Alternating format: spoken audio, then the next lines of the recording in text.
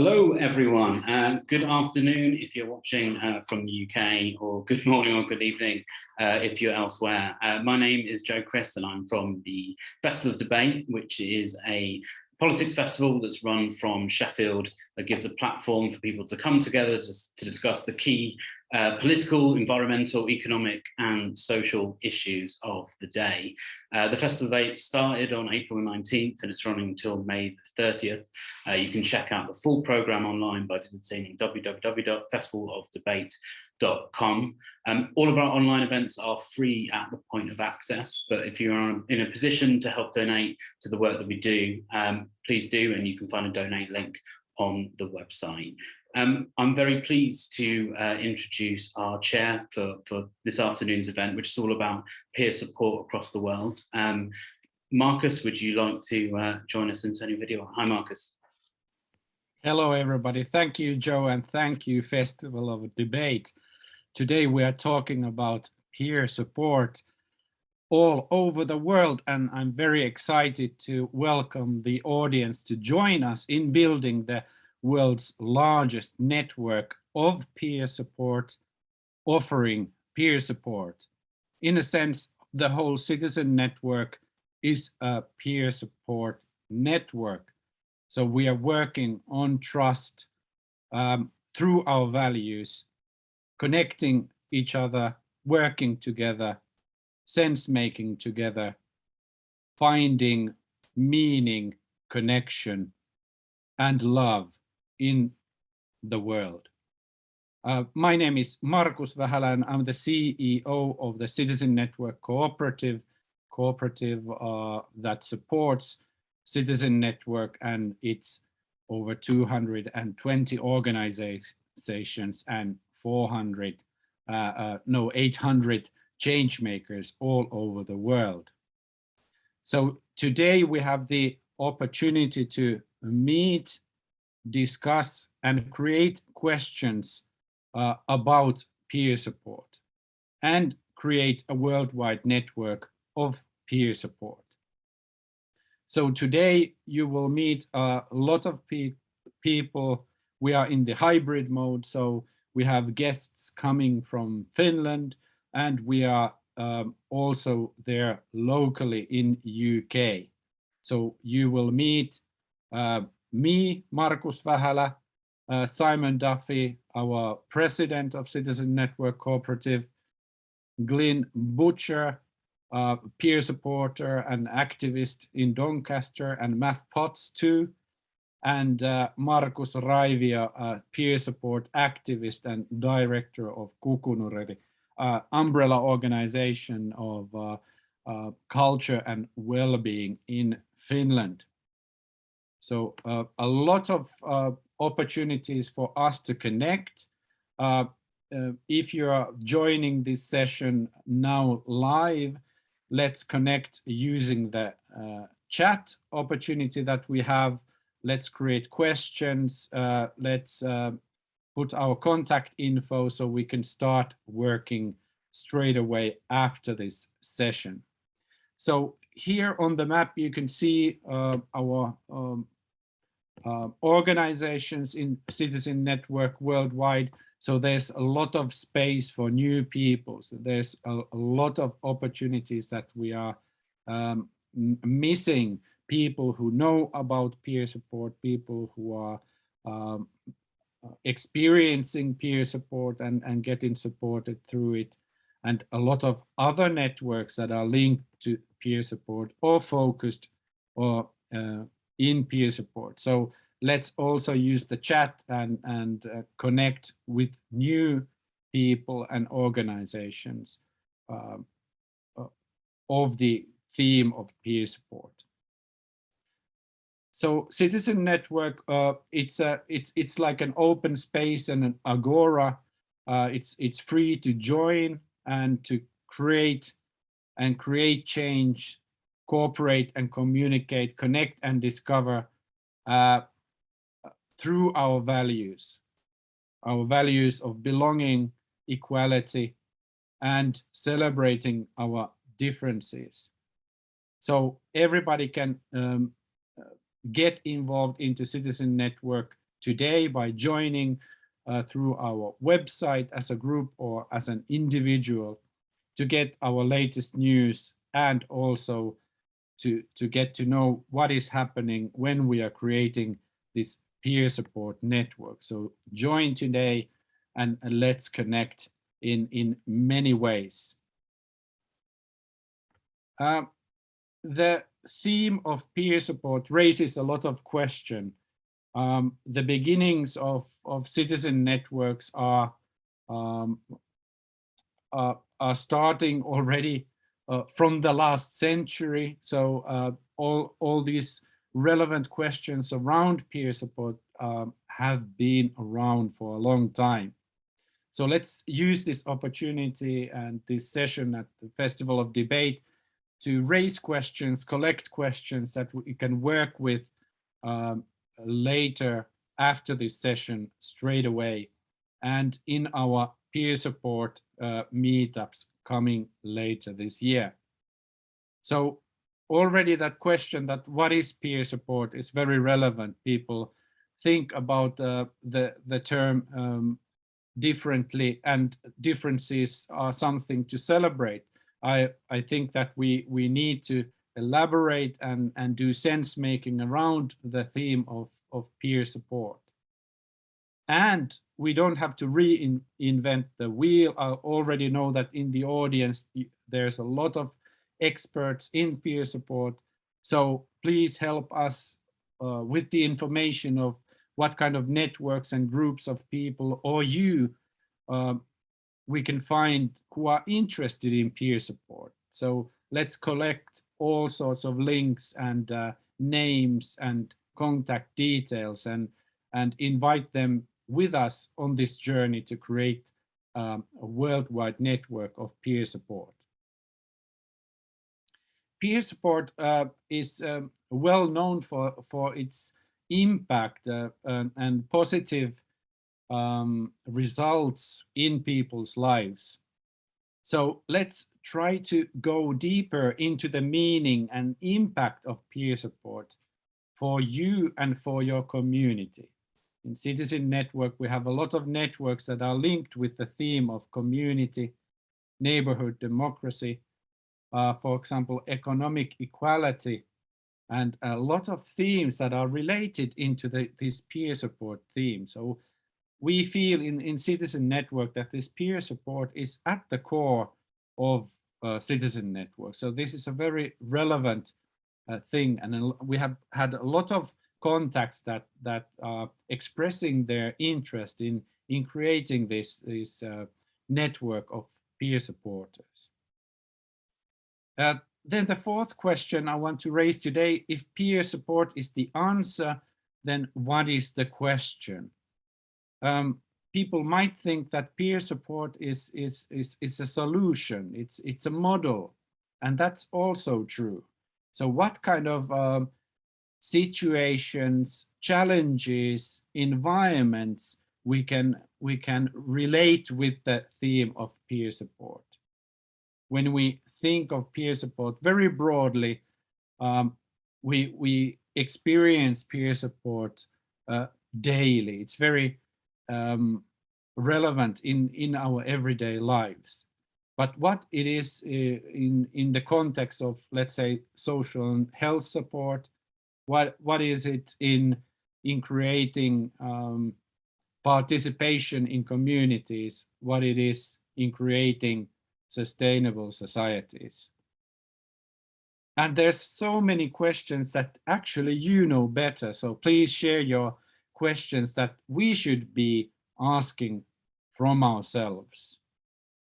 So at the end of the session, we go back into the process of building the network. What are the next steps after this session? But now I'm very excited to pass the microphone to my lovely colleague, Simon Duffy. Where are you, Simon, and how are you doing? Hello, Marcus. Yes, we're here in Doncaster with. Let me just Glenn, say hello from Glenn in the real world. There's Glenn. And also here's Matt from Camarados. Hey folks. So we've gathered together with Joe to run this kind of hybrid type event. So we've got some real stuff that we'll also be sharing with you a bit later. So I'm very well. I'm here in Doncaster, which is one of my favorite places with this group PFG that I'm kind of part of. I think I'm part of it, aren't I? But it started 12 years ago and is a really exciting source of inspiration for me and inspiration for, in a way, the way we're thinking about Citizen Network as well. Have you got some questions for me, or should I just talk away, Marcus? Talk away, Simon. There's so many questions here, but I would like to start. In your opinion, what is peer support? Well, I think Glenn said this in the chat, but I think his definition is always the one that's most straightforward and to the point. People helping people. I mean, in a way, you could describe lots of things that way, but what's the spirit of it? It's the spirit of equality, isn't it? It's the spirit of everybody's got something to contribute. And I remember when I first started working with the group in PFG, as it's just began to be born, Kelly, who was one of the kind of architects of it, if that's really the right word, it's not maybe architect, but farmer. She was planting seeds. And one of the seeds she planted was the question, when problems came up, she would always say, what are we going to do about that? Kelly was an independent social worker. Very often people say things like, oh, what do you want me to do about it? Kelly never said that. She said, what are we going to do about it? But it wasn't just that question, it was the attitude that came with the question. So the attitude is, we assume we have some power. We assume that we all have gifts. We assume that if we need help, a lot of that help is help we can give each other. And it's those values that I think really inspired me. I'd previously been working on the idea of personal budgets, which is really giving people power over the services that they have through having control of the resources. And I think that is important still. But I think that in a way, peer support is more powerful than the things that I've been doing before, because it actually, it turns something that's financial into something that's truly human. And so in a way, that experience and also working with groups like Women's Centre in Halifax started to change my mind really about a lot of things. I started to think, no, we've got more power than we realise. And what's closing us down are some of these kind of negative assumptions about the world and life. And we need a different approach. So I'm throwing this back at you, Marcus, if you want to ask me another question, or I can keep just talking, but. So in your opinion, you have seen so many groups around the world. Can you see some similarities or differences in peer support? How is it organized, or how people think about it? Or Yeah.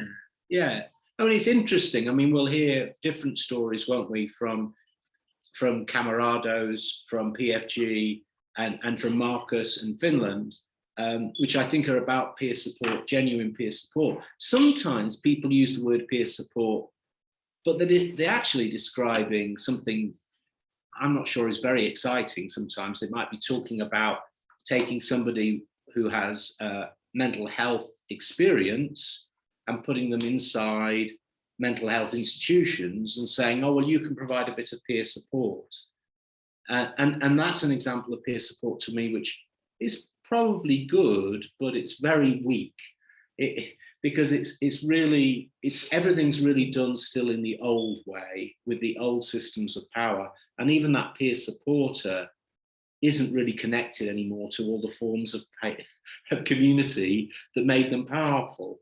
So I think that one of the variables in a way, Marcus, is the difference between genuine peer support that builds citizenship, and peer support which might be genuinely about respecting experience, which is a good thing, but it isn't really believing in people, isn't really believing in communities.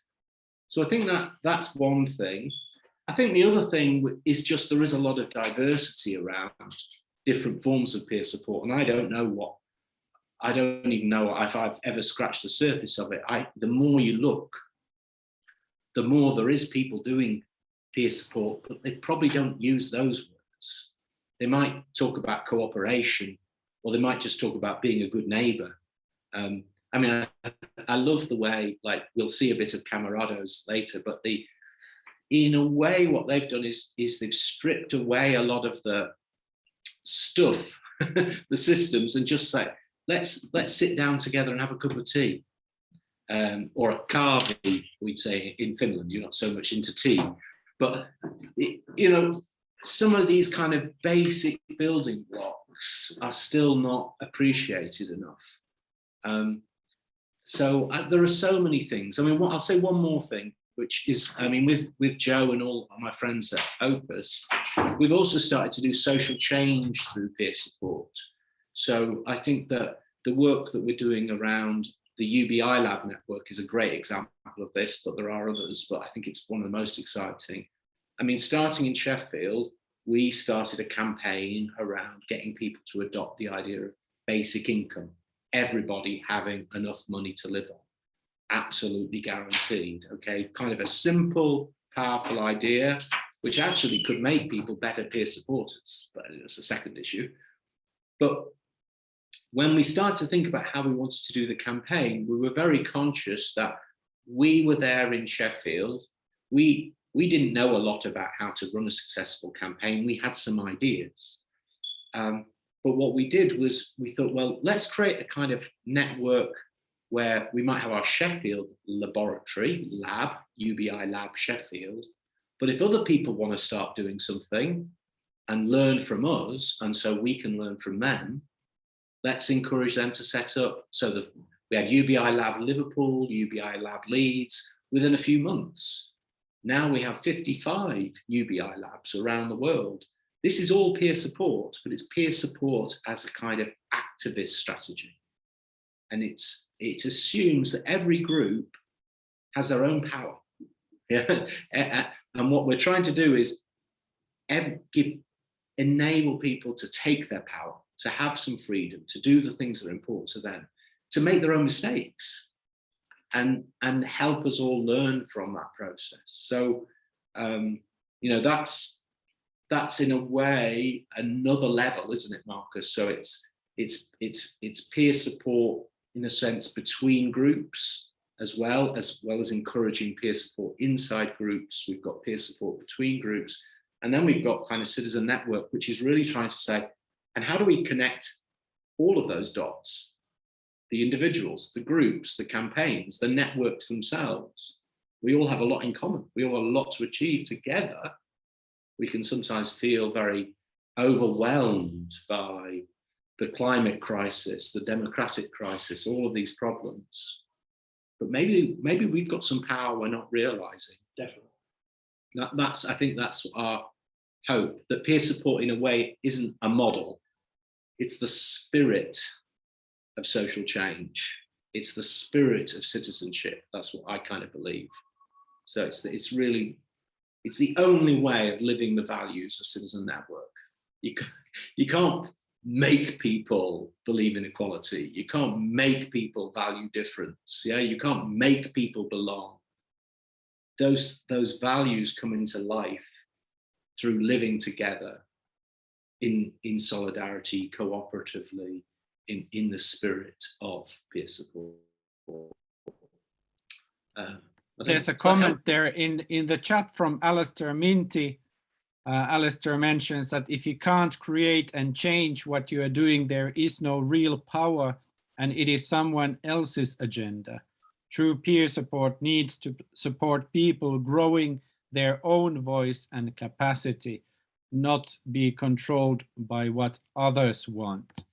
So like you mentioned, the questions of power and freedom are somehow related to this theme. Yeah, and freedom is freedom is such a powerful thing, and people have fought for it for ages. But so often, when people talk about freedom, it gets diminished into shopping, choosing. That isn't real freedom. Is creativity, as Alistair says. And if a group, like one of the things that's very inspiring about PFG is every time I come here, they're doing something new. They're solving a new problem. They're always creating all the time new ways of looking at things and new solutions. And I think that Alice is right, that freedom and creativity are really two sides, or maybe creativity is the only true test of whether freedom exists. Yeah. And because everything actually takes other people, then freedom is also about peer support. Because freedom as an individual is like being free in a desert. Yeah, I mean, you might be free in some sense, but you're not free to create anything or do anything because you haven't got anything, you've got no friends, you've got no resources, you're in a desert. That's kind of individual freedom. Like, actually, true freedom is the freedom we create together. That's the only kind of freedom that can be creative. Glyn writes here in the comments that peer support asks questions with people, not to people. So in a way, this links to the citizen network as a platform to develop things in an equal way. Coming from systems thinking and design thinking, we have found out that the solutions people are creating in the sense of peer support are always better than those who are mechanically developed through somebody else's agenda, like Alistair there says, because people are through that process committing themselves to the solution that they are actually creating.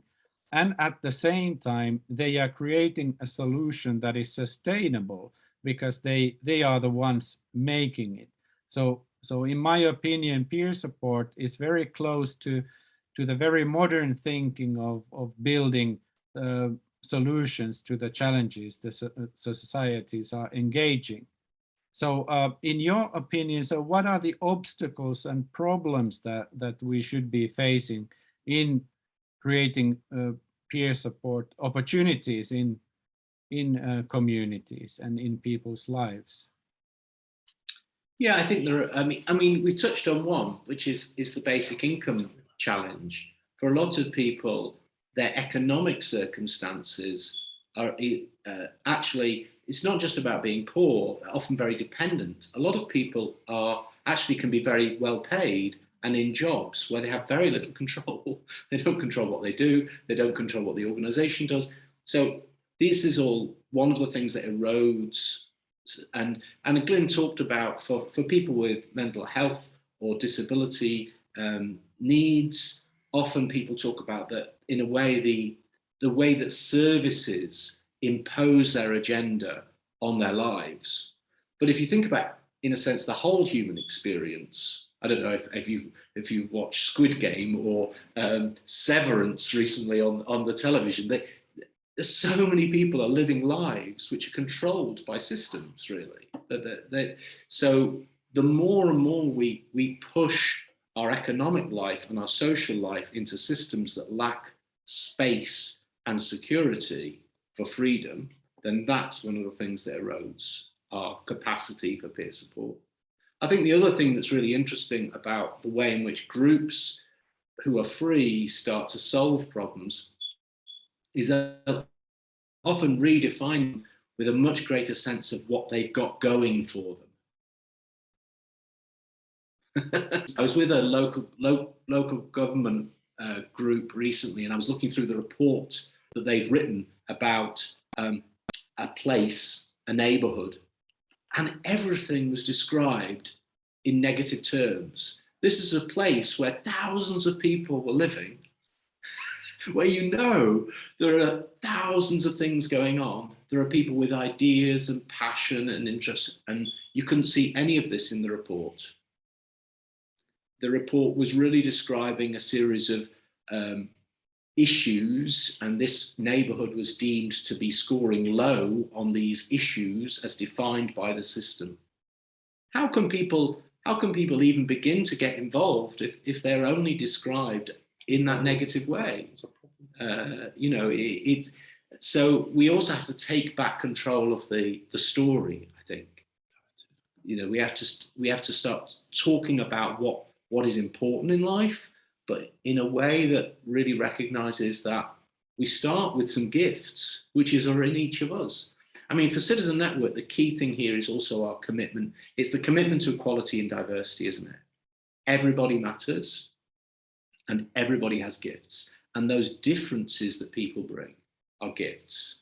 I mean, one of the brilliant things about this place, Doncaster, PFG, is the way in which communities that can so easily fall away. So there's a group here led by a trans woman who is bringing together people around the LGBT community. There's a group around Muslim women's experiences who are often so divided. You wouldn't necessarily think that these things would exist side by side, but they don't just exist side by side. They're busy supporting each other. They're bringing learning about communities. Just the other week, I was learning about, you know, from that group, how the Muslim community, that Ramadan, what the celebration is, what it involves, loads of things I didn't know.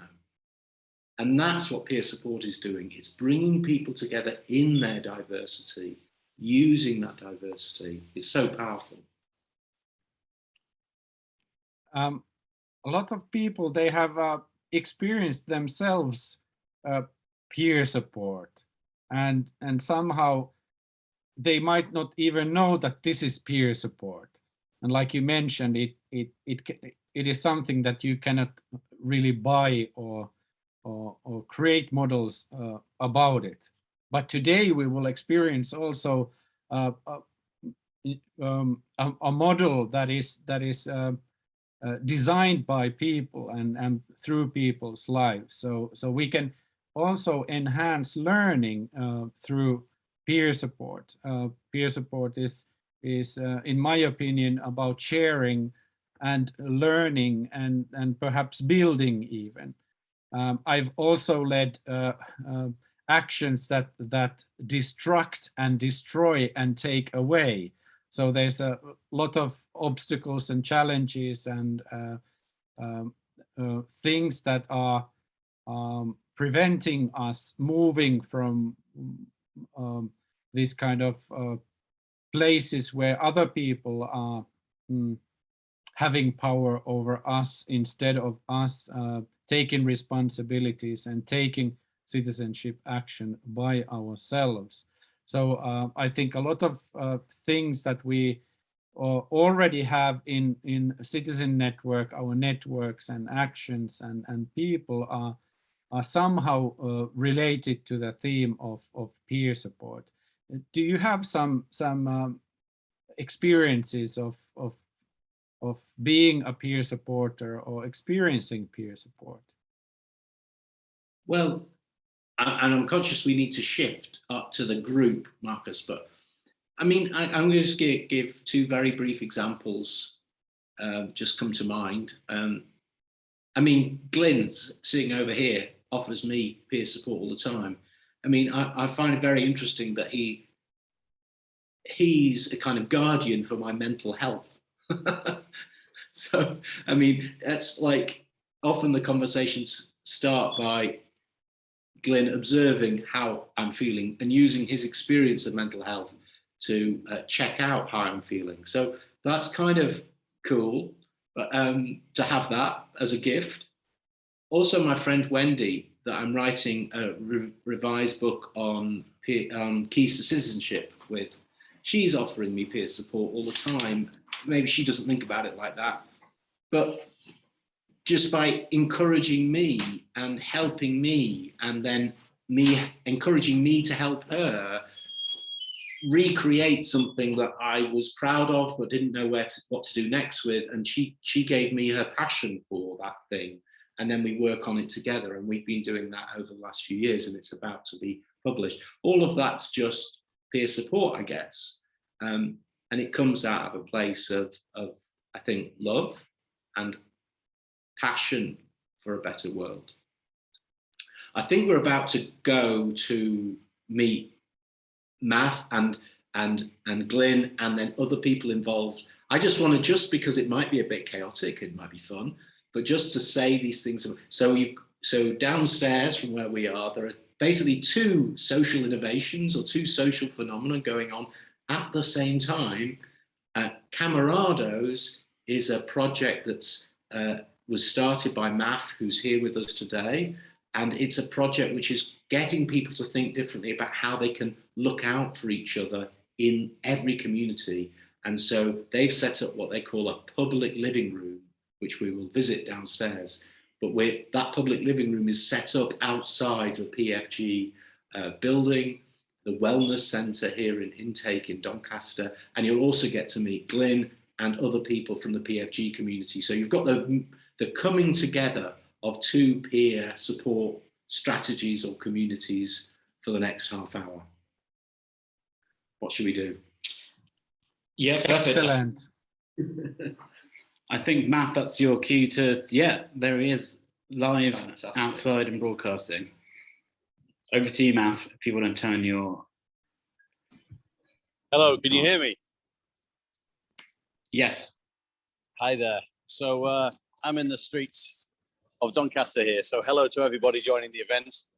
I thought I'd come out into the street to show you this is the world that I was not living in when I spent 20 years working in institutions and working myself up to be until I was a chief exec and a government advisor and doing all that stuff that we all deem terribly important and powerful, and realized that what I was doing wasn't working.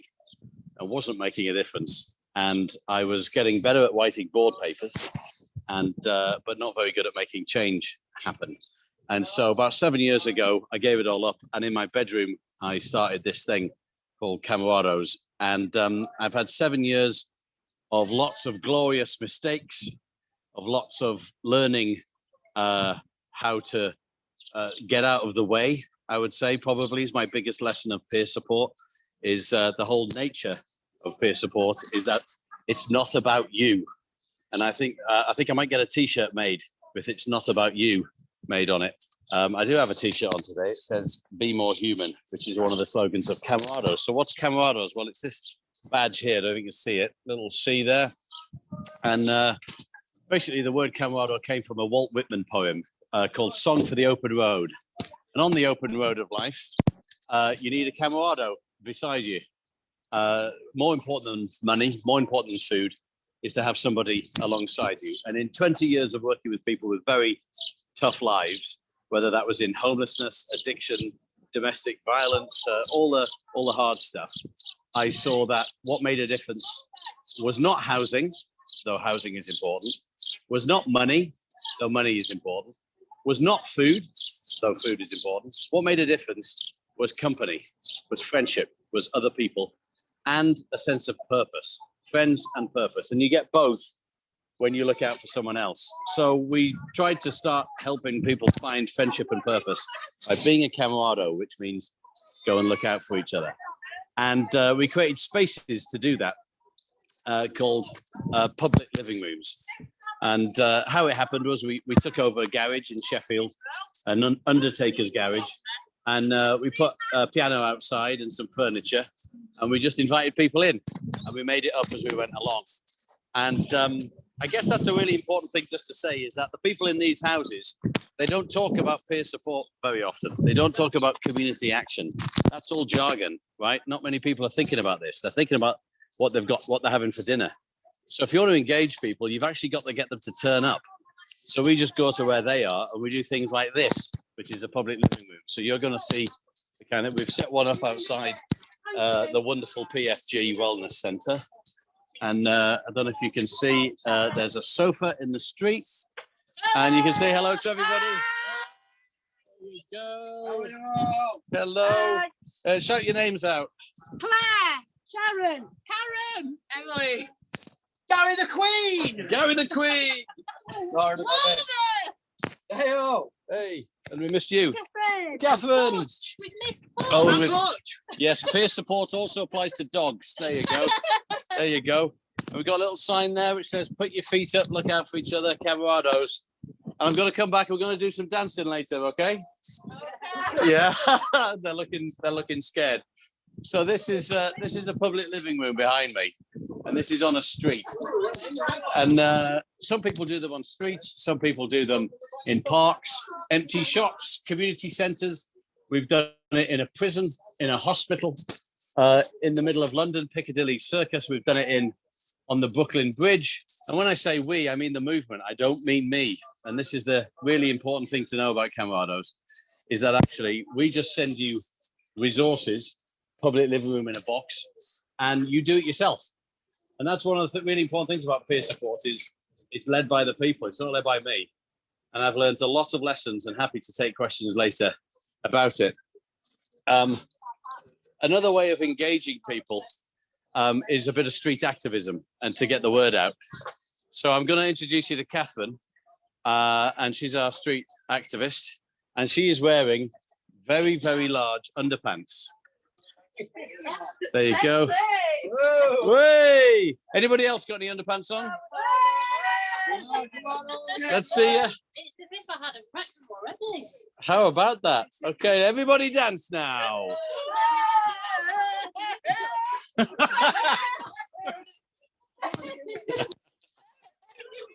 So peer support does not have to be boring. In fact, it's better if it's fun, because then people get together. If I went to a house over there and said, do you want to engage in some peer support? They might say, no, I'd rather have pizza. So what we do is we get people to dance and have a bit of fun and meet as people. And so I'm just going to introduce you to Catherine. She's going to tell you a little bit about the street activism that we do and why people are wearing pants. Catherine. Oh, yes. So pop that in your ear. Pop that in there. Hi, everybody. Don't know who's there. Hi, Will. And what's my question? Tell them why people are wearing pants and what that's about. So it was just as we were coming out of lockdown, and everybody was nervous about whether you could interact with people or not, whether you could just go up and say hi to people, because we didn't know if you could get too close or not. So we were trying to figure out a way that we could have some of these difficult conversations. And somebody in the movement came up with giant pants. And we to ask the question, when life is pants, what gets you through? And I think everybody's just gone through a period of time where they really, really got to see that the difference is people. And actually, we've been talking this morning a lot about how actually it's having a laugh and sometimes doing something silly. But there isn't anywhere I've been around the country in the giant pants where I've had some of the most serious, heavy conversations, but whilst wearing giant pants, both of us. And it sort of makes it light and okay for people to say whatever they want to say. So yeah, it's been pretty special way of having a conversation. Yay! Let's see all your pants. Yay! So that's what we sometimes forget, is that it's about people first and foremost, and people are weird, aren't they? Like this, and wonderful. And that's what it's about. It's not about a strategic document or people stroking their beards in rooms talking about social change. This is social change right here, isn't it, folks? Yeah.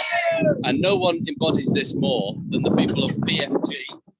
Let's hear it for PFG. Yeah, so today you've got peer support between two different social movements, Camarados and PFG, both looking out for each other as equals. And so I'm going to introduce you. Oh dear, I think we've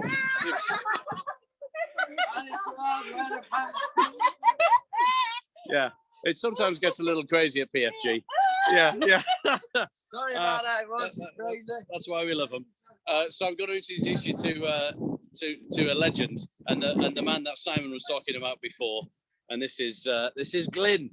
How you doing? Hello, everyone. Yeah, this is Good to see you. legend of peer support. You tell them about what goes on in this centre. There you go. One moment. There you go. Hello, everyone. My name's Glyn. Good to see everybody. Peer support is about taking your power back. Let's take his power back together. Let's celebrate together. Celebrate our humanness together. Take our power back. PFG is about getting a life, not a service. It's about being at one together. It's about friendship. It's about doing. It's about activism. It's about not just saying. So within the PFG, we have Safe Space, where we work in partnership with our mental health provider, where we run an alternative mental health crisis service led by peers. We also have an ambulance service. We also have a mental health ambulance that brings people to our service. Instead of taking people to A&E, where they sit for 7-8 hours, instead of talking to people like they need to do. We have winter wardens or community wardens that go out to people's homes and run errands, that go shopping for people, get the medication. They do whatever chores they need to be done, making phone calls. It's about people helping people. It's about just being at one with yourself. It's about values, welcoming people, welcoming the stranger. It's about seeing everybody with a disability or without a disability as an asset of the community. And it's about connecting people together. The power of connection is really important. Connecting with Math today, connecting with Simon, connecting with my friends all around the world. That's what recovery is. Recovery is connection. So if recovery is connection, what is illness? Illness is disconnection. Recovery is connection. It's simple. Illness is disconnection. So the more that we connect to each other, the more that we find that bonds us together, the more that we celebrate our humans together, the more healthy, more recovery that each one of us are going to have.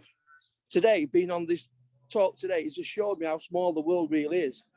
And how in the 21st century, how much we need each other. So peer support is simple. It's you and me together, helping to make the world a better place, using the skills and gifts that each one of us had, our uniqueness together, and working with you to help create a better place. Thank you. Cracking, Glyn. I just wondered if anybody had any questions that me and Glyn can talk about in terms of PFG and this mighty man here, or camarados. So I'm going to try and look in the chat if anyone has got any questions. Let's have a look.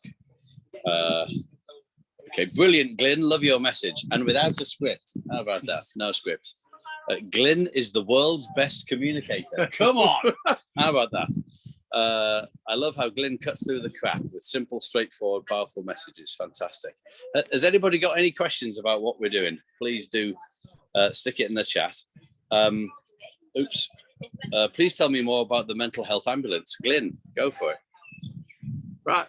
So the mental health ambulance service, so it's a pilot run through the local authorities and the ambulance service and the police, because what they recognise is taking people to the police stations and also to hospital is not necessarily the best place for them to be. And also it drained the resources on the police, ambulance and fire service.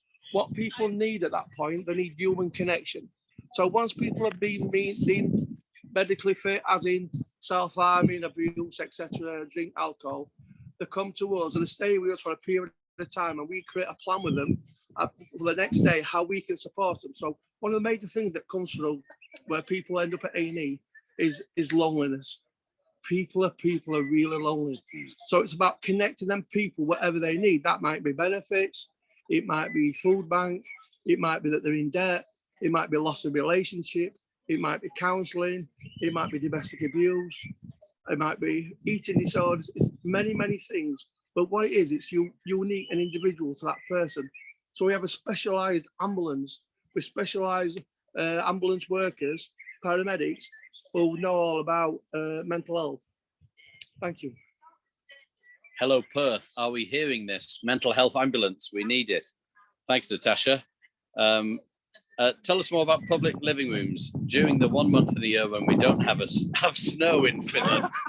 How can we make this happen inside somewhere? Yes. Don't think this is the only way you can do a public living room. Although obviously They love the camera, don't they? Yeah. You can do it outdoors, and it does work really, really successfully. But indoors, I would say probably most of our public living rooms are indoors, in empty shops, in community centre. We've had one in an art gallery, and like I say, in hospitals, wherever actually. Just find a space, pop one up. Maybe just try one for a few hours one Saturday, see how it goes. Get some sofas, some fairy lights or Christmas lights, you might call them, and make it cozy, and get some tea, some coffee, and just invite anybody who's walking by to sit down, and let people in your community know if they're having a rough time, come and have some company. The principles of a public living room are really important to us, if I may just tell you about them. And one of them is no fixing. Fixing is great, and lots happens here, and that's fantastic. We just think there needs to be another space as well alongside it, where we're not fixing people, where we're just talking about biscuits, or we're talking about football, or we're talking about socks. It really doesn't matter, because I think the healing power of just a conversation without agenda, without outcome, is really huge for people. I spent my entire life getting in people's faces and asking, trying to fix people's life, and actually I take away a lot of their own agency. People just want a bit of company, so no fixing spaces. Also, another principle is it's permission to be rubbish. Okay, so you can just be rubbish here. You don't have to be successful. You can find out about the other 4 principles on our website, camarados.org.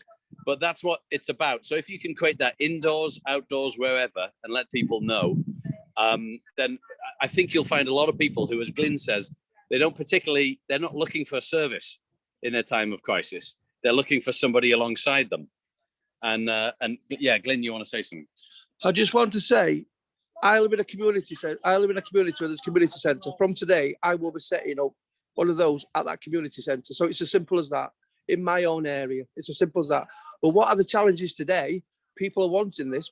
We could set a WhatsApp page up and have his own front room through WhatsApp, through a digital space. Let's do that today. Let's think outside the box. But what I would say to you is, anybody who's ever tried to help me didn't help me, or they made me worse. What I need is people to walk beside me and enable me to help myself. Don't try and help me. It doesn't work. I only become more dependent on services. I need people to help me to help myself. Thank you. Can I just tell you about a big mistake I made, and this might help you? In the early days, I was I was still stuck in the mindset of delivering a service, that we created a public living room and we invited people to come and see how it's done. I mean, I couldn't believe the arrogance now I think about it. And it was like a show home. People would come and see our public living room, and then they would go and do their own. And then after 2 years, we said to the community, it was in Oxford, we said, right, you get to have the show home. It's yours now. But when we handed it over to them, they were like, well, where were you going? I said, no, it's yours. Feel empowered, have it. And they were like, but we don't want to do it without you. And we'd created a dependency on us. Yes, that's what. So the public living room failed, it closed, and nobody had it anymore. Meanwhile, 200 miles north in a place called Middlesbrough, they were running a public living room and had been for about 6 months. I turned up and I said to them, I'm so sorry it's taken me 6 months to come and see you. I'm really embarrassed. And they looked at me and said, this small woman, small Geordie lass, she looked at me and she said, you get over yourself now, pet. Sit down, have a cup of tea. We've been doing fine without you. And I think that's the thing about peer support, is it doesn't need you. So we just give people the resources and the idea, and you do it. So if you want a public living room, anyone watching this, just get a couple of chairs and a sofa and do it this weekend. Get in touch with us. We can give you some other resources if you like. We can connect you to the network, but you don't need me to do peer support. Just do it, if that makes sense. It's time to take your power back. You are powerful in your own lives. Don't let nobody take your power away. You're powerful. Here. What did you say today? It's time to roar. Oh, I do love it here. I love it. What else have we got in the chat? Time to take your power back. Any other questions anyone's got before I close this madness? You really are moving on the streets. Thanks, Marcus. Perth is hearing you loud and clear. Fantastic. Brilliant. So have we taken up all? Oh, no, we've still got 10 minutes to go. If anyone's got any questions, I wish I had my piano. We normally have a piano. Oh, thank you very much, Leah. That's really, really kind of you. Just to say that one of the wonderful things about PFG have done, I think, is there's no boundaries to peer support. No boundaries. So when I came here last time, I discovered that they just set up a peer support group for Muslim women. Muslim ladies, yeah. Yep. We've got an LGBTQ plus group. Yep. Transgender group. We've got one now setting up for veterans. People have been through different wars, Afghanistan, etc. Because they're being marginalised and not getting the support that they need. So we're having a veterans group where they need to support each other. They feel that they need to support each other. We've got a drop-in. We have a food bank. We attend meetings. We deliver different strategies. So it's whatever people need. And I think it's fair to say that when you started, if I'm right to say, you were seen as the enemy of the council. And now this man, he mentors the chief exec of the council, and they're seen as the heroes of Doncaster. Yes. Now that's a big change. So, but you will be seen as anarchists. Can you interview Gary a little bit? Yes. Gary. Hey, Gary. Hiya. Tell us about yourself, Gary, and what you do here. Hello, my name's Gary, and I'm the queen of the group. And here I do volunteer work, going in the community and helping old people. And this is my dog, Butch, who's the mascot of the Wilderness Centre. And it's a brilliant place to go. I lost my mum last year, and if it wasn't for this place, I was suicidal. I would have ended my life. But now this is brilliant. I'm so happy here, and it's brilliant. And is it the purpose it gave you? Yeah, the purpose was brilliant. And the people are amazing. Absolutely. We're just one big happy family. Yeah. So well, and it's fair to say. So one of the principles we have in Camarados is if you see somebody struggling, ask them to help you. Yeah. So as soon as they start helping you and giving you a hand, they get a huge connection and a sense of purpose. So am I right that when you came in, you started helping other people? Yes. Now I help people with the food bank and everything like that. I help old people go to the shop. So I'm giving back now. I'm giving back to the community, which makes me happy. Yeah, and so it's two-way. Yeah, it's two-way. Yeah, we help each other. We all help each other. Yeah, and so that goes for everybody here, who you can see here. There you go. Laura's doing a chat. Come on then. Chat now. All right, go on. Why don't you say what you do here? Pop that in your ear. Oh, sorry, Laura. Sorry. Hello, my name's Laura. I do Winter Wardens.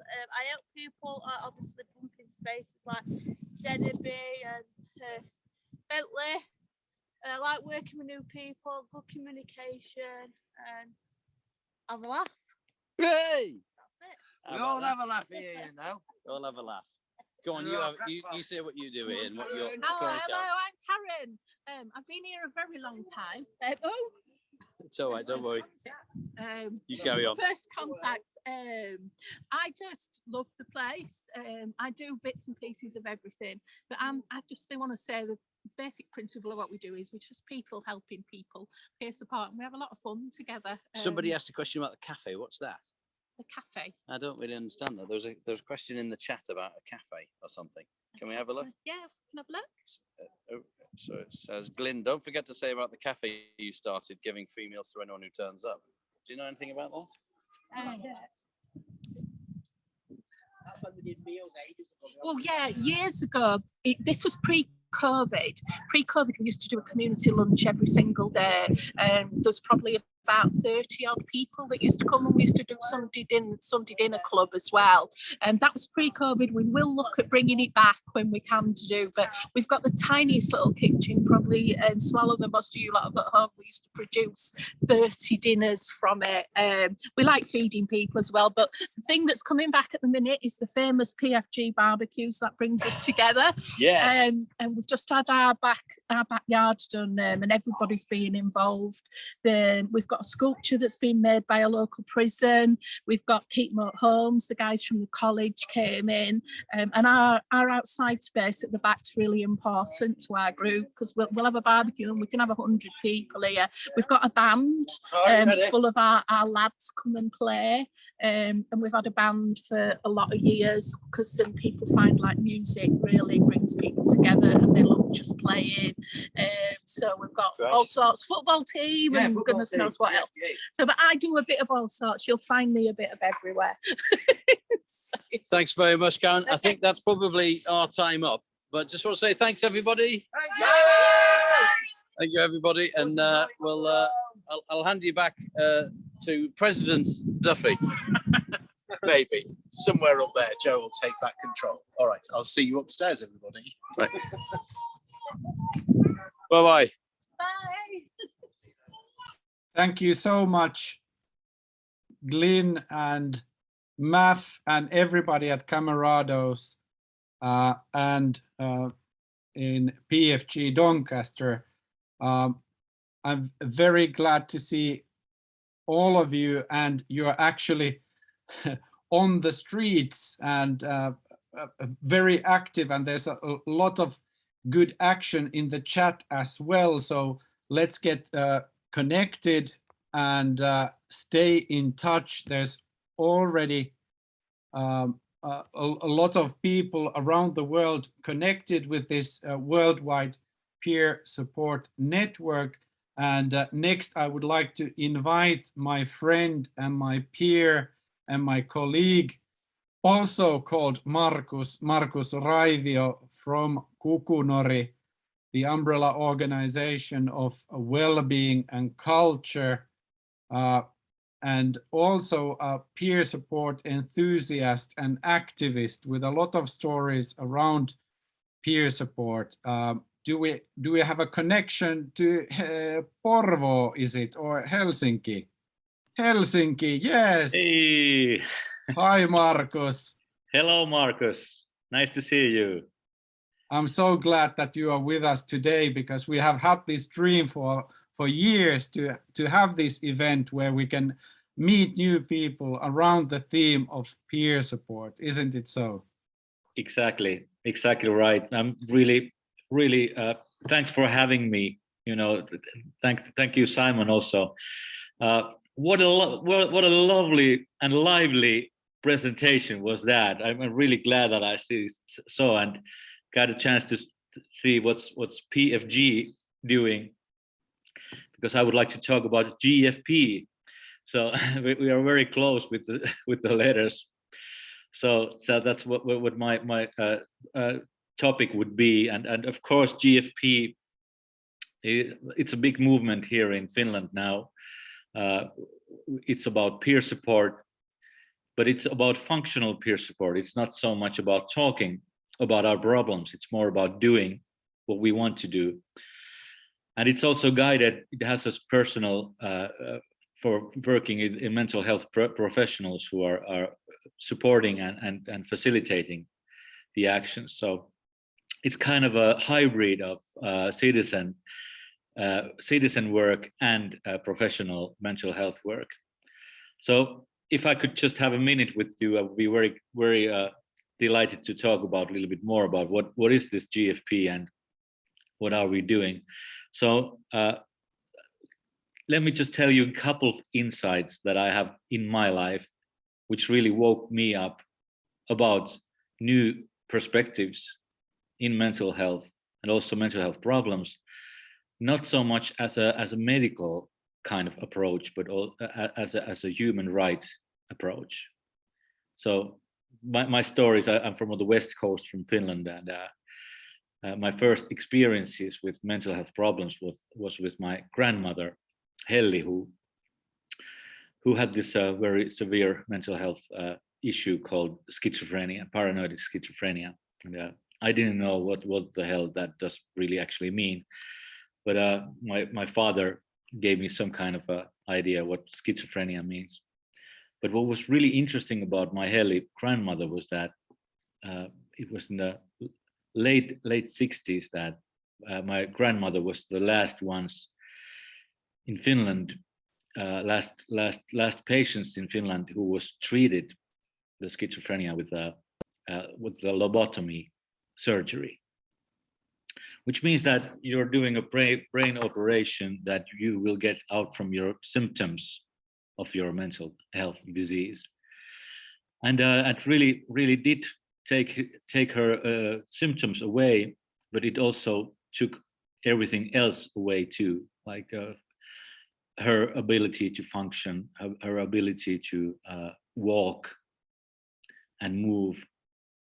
And actually, she was for the next 40 years she was in the hospital, in the bed in the hospital without any purpose besides us, the relatives. So what I was thinking when I was like 10 years old, that this is the worst idea I can imagine of treating somebody's mental illness. And I was thinking that this must be the worst idea, and I'm pretty sure that I can find better ideas than this one. I did find out that actually lobotomy surgery is actually still this day the only Nobel prized psychiatric treatment, and it still is, which seems totally crazy. So this was my first idea, that is it really worth to take the symptoms out, to take everything out? And this is what psychiatry is actually about. It's about taking away the symptoms of the disease, not so much about life and finding meaningful ways to live your life. The second insight I would like to tell you is that we were 20 years later, we were planning new services for mental health clients, young adults, and we were thinking about peer support model, which was really, of course, known from anonymous alcoholics, like AA meetings, where my father was actually and still is, where the peer support was actually a structure to meet people with the same kind of problems and talk about those problems. And this is a very efficient way to treat alcoholism. We can all agree with that. But what I was wondering is that, does really peer support, does it really need a problem? And even though, does peer support even need words? Can it be action? Can it be solution-based actions? My daughter was just born, and we were in the parks, the children parks, with my wife. And my wife was meeting every week the other mothers with the infant babies, and I could totally tell that this is some kind of peer support group, peer group from the mothers. And sometimes I got also in there and see what they were talking about, and I very soon understood that they didn't talk about the problem. They didn't issue that peer group as a problem. Nobody said that, hey, I have this baby. Do you have the same problem that I have, this baby? No, they were talking about what are the best ways to get social security. Where should we get how can we go to swimming holes? Who is the worst and the best doctors in the hospital, or where should we take our children to school one day? So they were very, we would say, solution-based peer support groups, and it had everything to do with functionality. So that was something that really had an insight for me, that maybe this is what people need more than groups about their problems. Because, you know, if you don't want to be alone, and if you want to look for people around you who have the same kind of people that you are, you don't really find people with the same problems, do you? Or let me say that it can be a much better connection if it's something to do with something that I'm good at. I'm myself, I have an asthma, and I treat myself. I'm a patient of asthma. I take this medicine every day, and if I meet someone in the train or the restaurant in the train and see somebody with this kind of a medicine with him, that doesn't really connect us, does it? It really doesn't bond us together or give a sense of connection. But I'm also a music man. I love music and I'm a musician. If I see someone with a guitar, I can totally go and go to talk to him and say that, you know, oh, you're the guitarist, I'm the drummer. What kind of guitar do you have there? But I wouldn't imagine to go to talk to someone with this kind of inhaling the medicine. Oh, you're an asthmatic too, me too, you know, great to meet you. That wouldn't really come to my mind. So is it really that mental health services, as we call them, are all something to do with very individual needs and problems? But actually peer support is all about the connection, and also connection with hope, about having a promise of better tomorrow. So I think these were the ideas of GFP model in the first place. I was really thinking that maybe we should establish these culture houses in Finland, where we don't really talk about mental health or mental health issues or challenges, but we're acting on something that we would really are good about, or we would like to be good about. So I was thinking that it's more of the right of these people, that despite whatever is going on in their heads, they have a right to do something meaningful for themselves and to others, and also find work and be loved. And that should be their citizen rights. And this is something that really was really big change for my ideas also, because I was a music therapist in the first place, and thinking about the therapist kind of approach, which I have been changing a lot that role since that. So what we actually built was this culture house movement, where we have about 17 culture houses now in Finland. And they're all based on this kind of idea that maybe we should just, you know, help you to tutor a group to your peers, not peers by mental health issues, but peers about same interests and same strengths. Like if you're really interested in guitar, you don't know that much about guitar, but maybe I can train you how to tutor these chords that you know to someone else. And that really gives a different kind of meaning for our lives also, because if you know a skill, what would be the greatest gift that you can give to someone is that maybe I can show you an insight, as I'm doing right now, or showing you some kind of a skill, or maybe sharing a skill or knowledge, and you can share it for someone else. That really makes my life also different than just treating myself or trying to repair myself or try to somehow make my life as individual better, because that gives me the purpose of doing something. So if you knew 3 chords from the guitar, I would train you, no matter if you're schizophrenic or if you're ADHD or do you have bipolar disorder or whatever. I'm sure you can show those 3 chords to your peers. So this is what we're established in these culture houses. There was about 25 functional groups in 1 week going on, and they were all conducted for people to do to each other.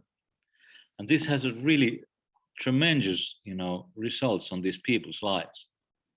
And we saw that they actually got that feeling that they actually can function and can be part of this society, and also to be to give something back, as we heard in our previous presentation. Giving back is something to live for.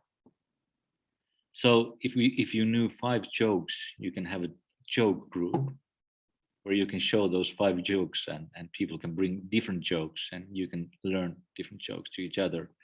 or walking groups, or artistic groups, or music groups, or photographic groups. Just finding 4 or 5 people with the same interests, and that's it. So yeah, I can teach you, Simon, the third one later. So I think this was something that really made the difference. Also, not thinking about this as a biochemical or biomedical kind of approach, but more like a psychosocial kind of approach, to really see that mind and mental health is not inside my brains, it's between you and me right now.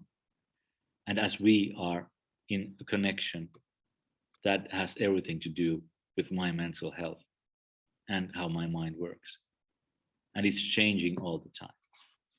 So what we actually established was 17 culture houses with really good results. We find a really good funder for that from Finland. They're funding it for many million euros every year. And our next dream is to take this model, which is quite unique. As it sounds unbelievable that it's so unique, but this kind of peer support that doesn't have the focused problems, the peer support is not that usual kind of thinking, and not that usual approach.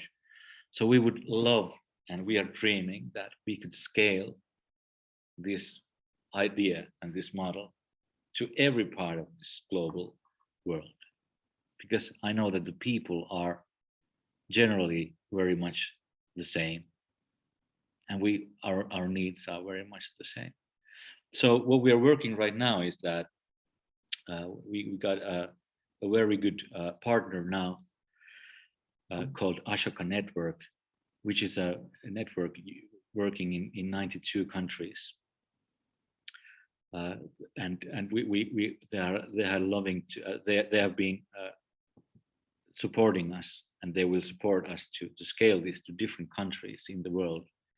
And we could see that we could maybe establish this kind of culture house movements to different countries also.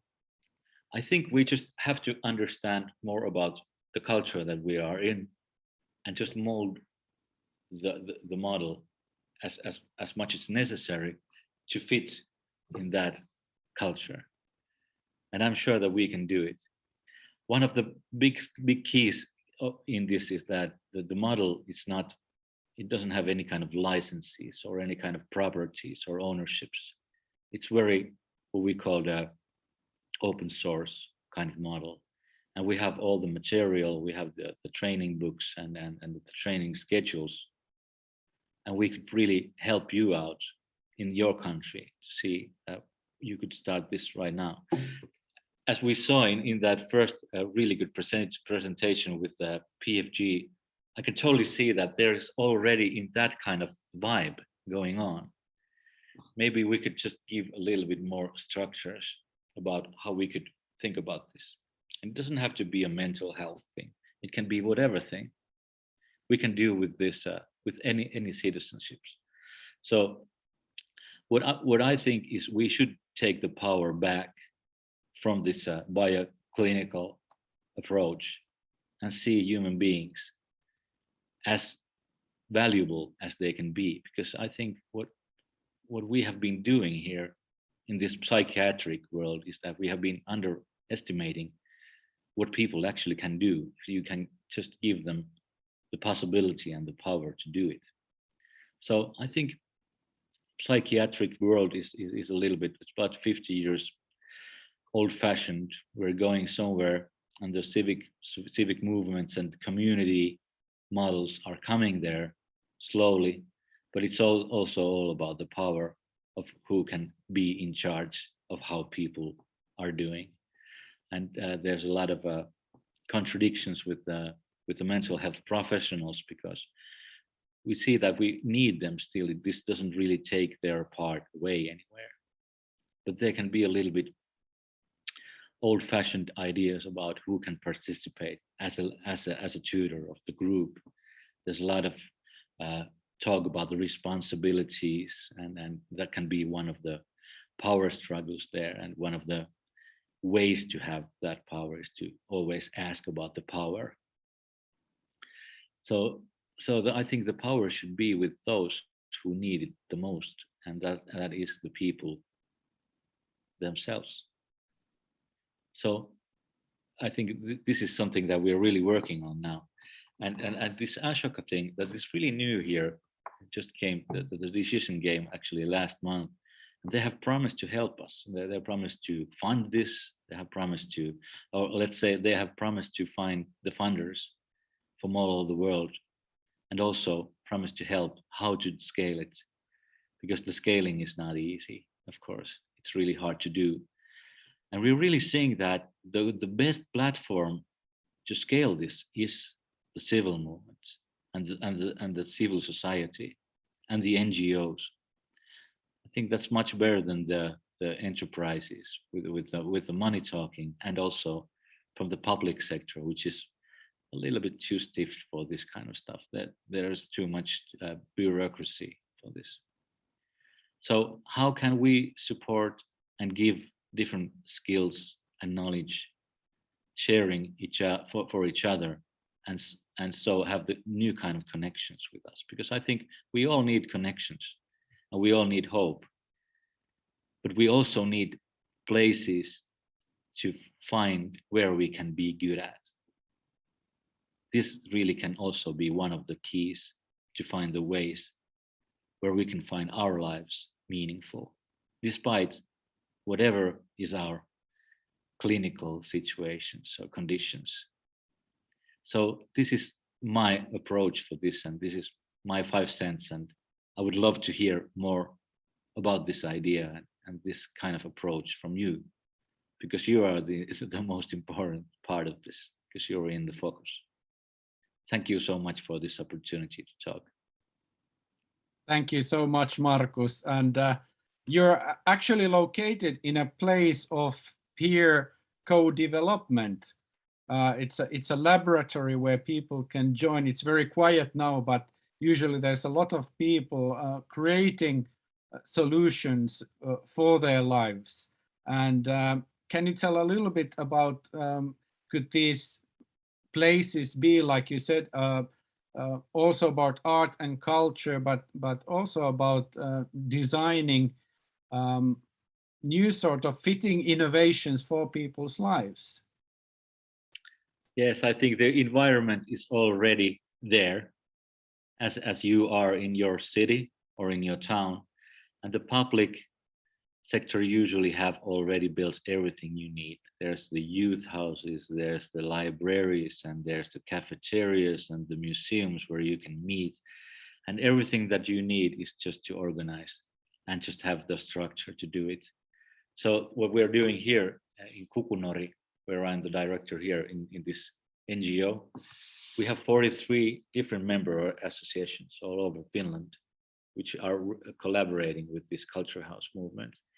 And what we are trying to do is just bring ourselves a local network where we can actually support each other. All the culture houses are supporting each other.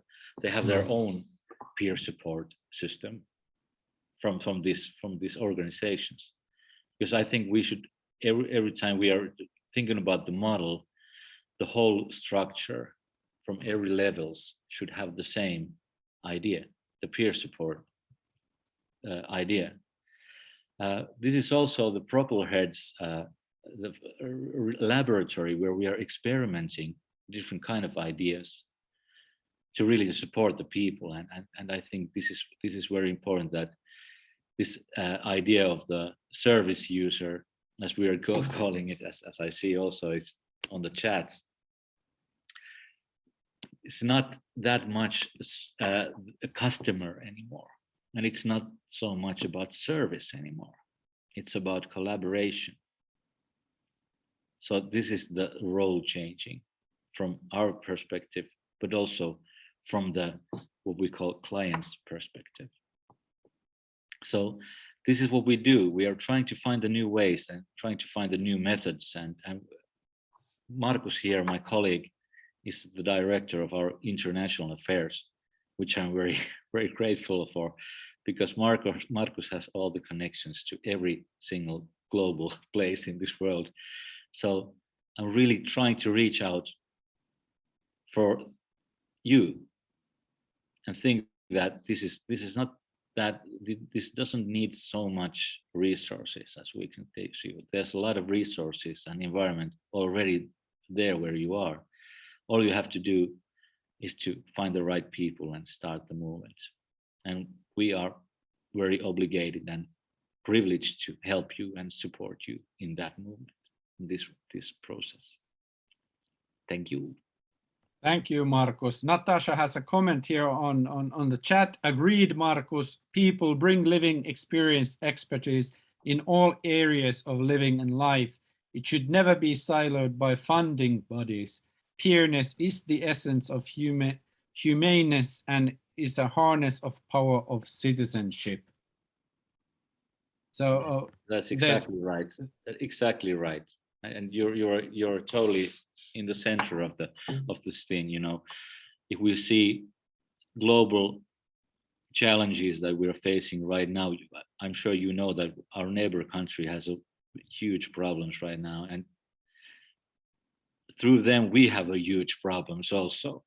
So I think what we should understand that the civil movement and the civil society is the answer. It's about having democratic, democratic communities, making their own decisions. And this, I think, would be something that you can definitely see that all these organizations or states or countries that have these problems is that we should really try to build up and support their global, connections with this, so with citizenship, because that is something that really unites us all, and the power should be in the citizenship. And I think that's the way we are going. That's the way everything is going. We can also see that there has never been a better place, to be an individual joining together with someone.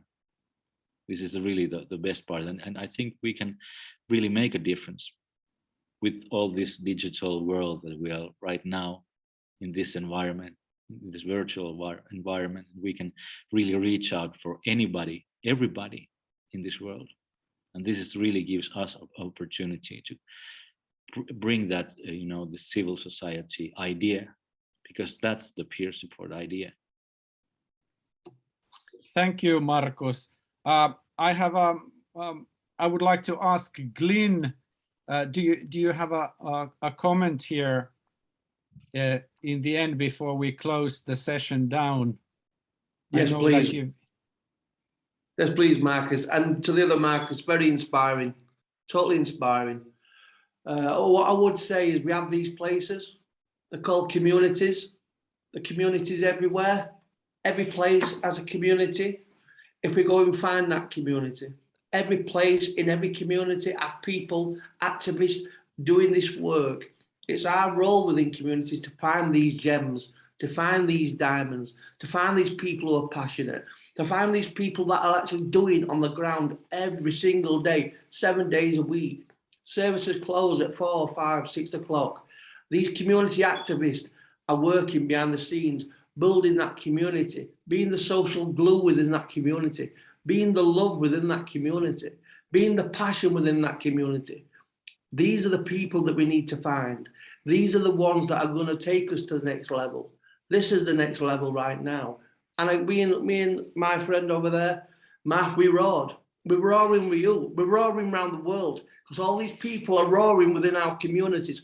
All we have to do is to unleash that roar, unleash that power. The power is there. The power is in our hands. It's time for us to take our power back. Not in organizations, not in communities, not in institutions. The power is in the community. Stop giving your power away. Time to take it back.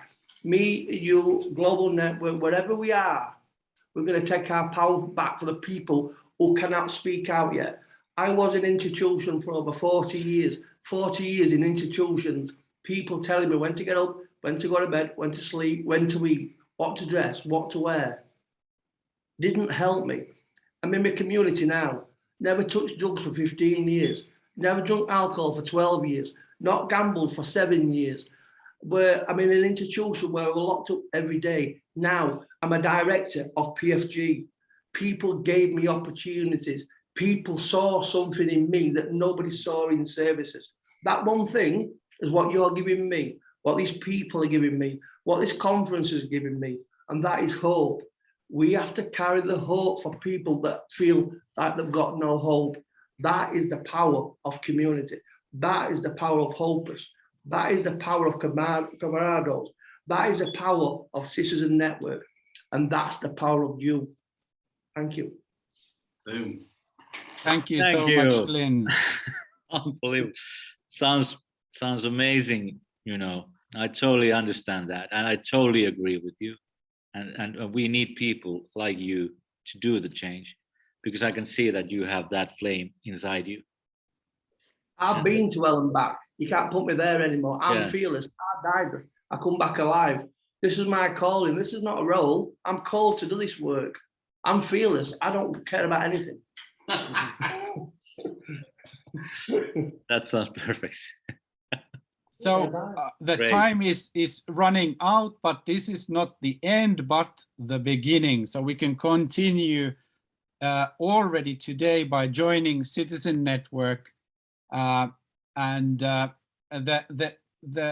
thing is that after this event, when we get in touch with each other and invite all of our friends and people interested in peer support together, we can look for existing peer support people and groups inside Citizen Network and from other groups and networks, and use Citizen Network and our Agora to work on our values, to connect and discover, communicate, create change, cooperate and coordinate, and in the end, start to use this learning as a peer supporter or as a person supported by peer support.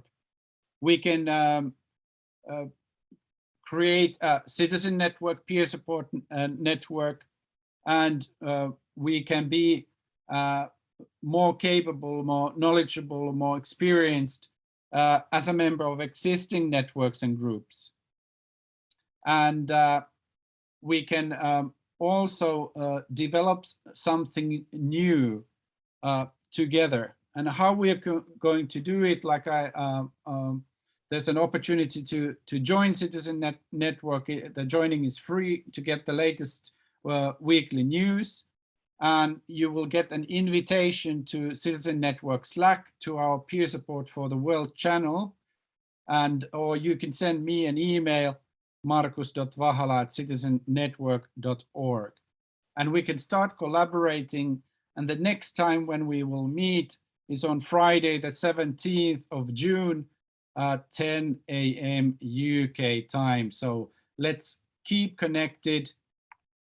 Let's create Citizen Network, a world where everyone matters. Thank all of you. Thank you, Opus and Festival of Debate. Thank you, Joe. Thank you very much, Marcus, and all of our speakers and other Marcus, and of course, Glenn, Simon and Matt as well. That was a really inspiring session to be part of and watch and take part in. So thank you very much for all your time, everyone, and we'll see you soon. Take care. Thank you so much. Take care. Bye. Thank you, everybody. Thank you. Bye. Well done.